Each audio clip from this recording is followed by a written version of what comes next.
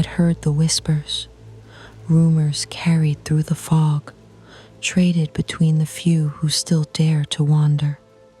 They speak of temples, hidden and secret, carved into the bones of the earth itself. It is said that within their walls lie powers strong enough to face the specters, to turn against the darkness that hunts us.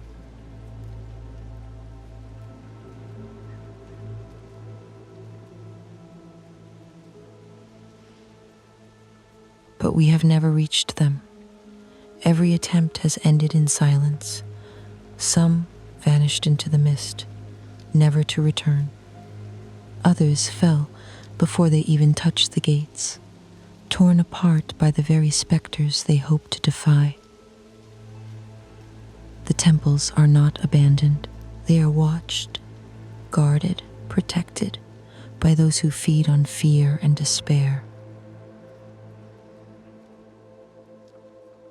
I do not know if the stories are true. I do not know if such power could exist.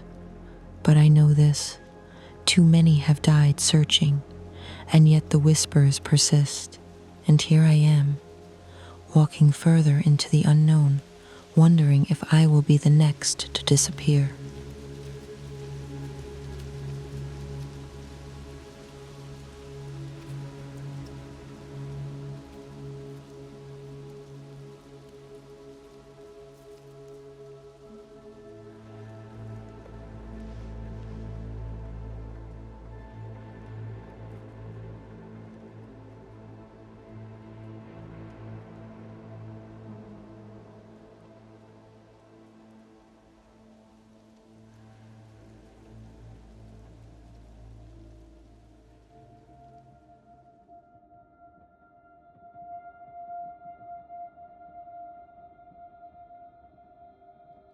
Every step takes me through ruins that no longer remember the lives they once held.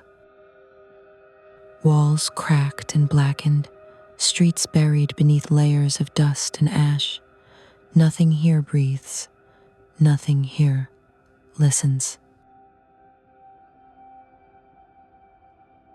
If there was ever a God watching over us, then we have long been erased from his gaze, forgotten, discarded, left to rot in a world that no longer wants us. There is no salvation here, no light waiting at the end of this endless fog. There is only survival and the constant shadow of them. The specters linger in every silence, watching, waiting. They do not sleep, they do not tire, and so it is only us against them. Alone, fragile, and small in a world that died centuries ago.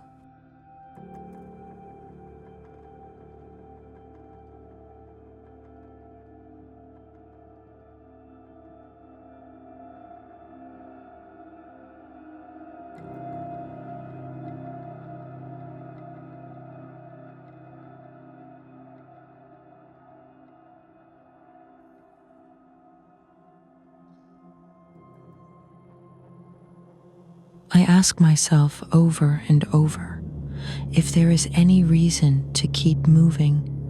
What is the meaning of life in a world stripped bare of it? What is survival when there is nothing left to survive for? The silence does not answer. The fog only presses closer, heavy and suffocating.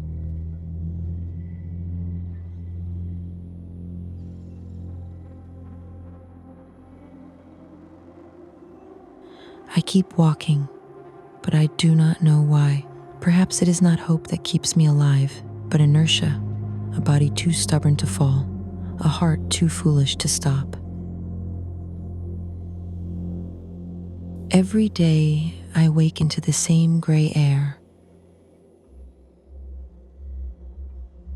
the same dying echoes, and I wonder if it matters at all, if it ever did.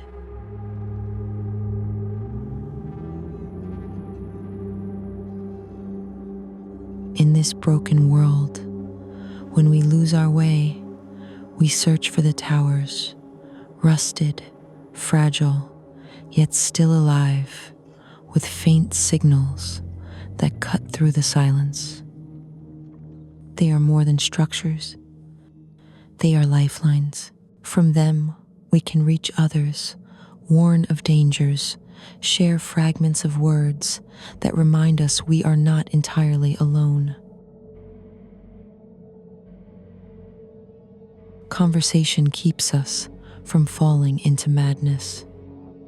A voice on the other end, even if brief, even if broken by static, is enough to hold back the emptiness, to speak, to be heard, to know someone else still exists.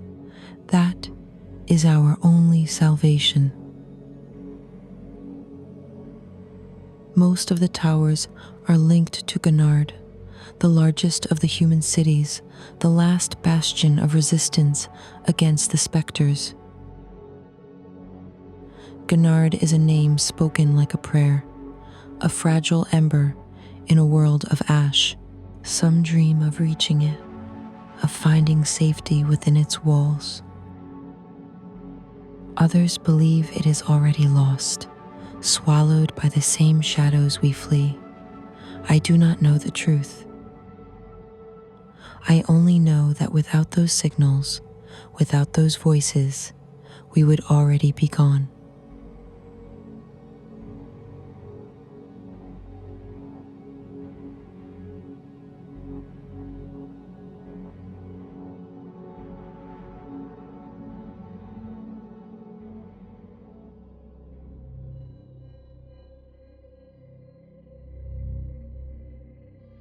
There are control rooms, hidden deep within the towers, small, dim spaces where a few have chosen to remain, alone, surrounded by flickering screens and rusted machinery.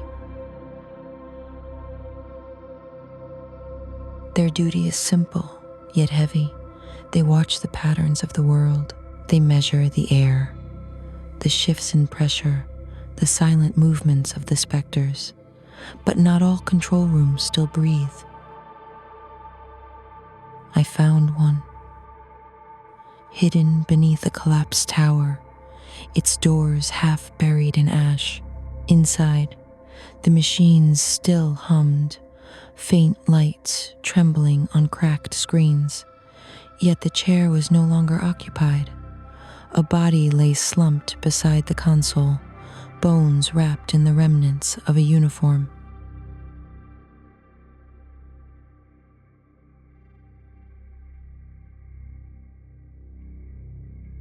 No warnings had been sent. No signals had been heard. The silence spoke for itself.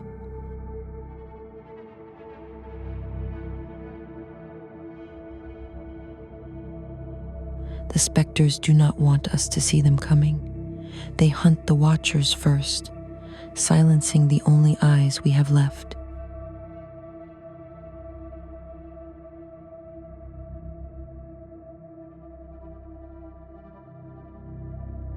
And in that empty room, with its dead guardian and fading screens, I understood every signal we receive may be the last.